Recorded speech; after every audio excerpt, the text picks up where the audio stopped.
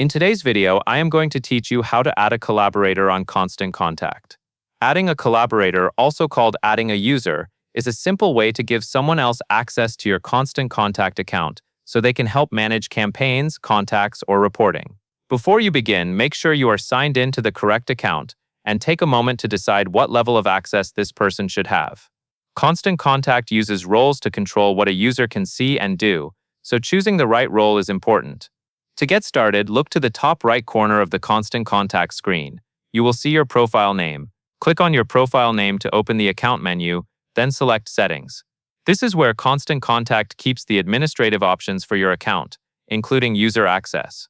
Once you are on the settings page, find and click Manage Users.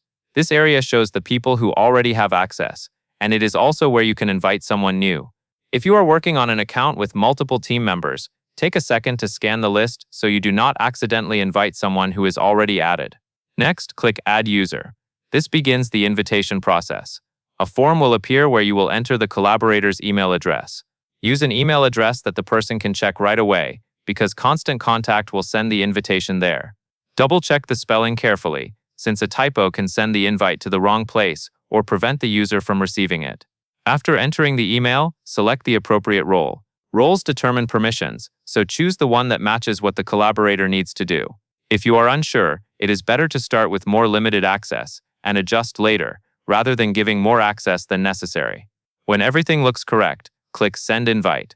Constant Contact will email the invitation, and the user will need to follow the instructions in that message to accept and finish setting up access. If they do not see it, remind them to check their spam or promotions folder. And that is all there is to it.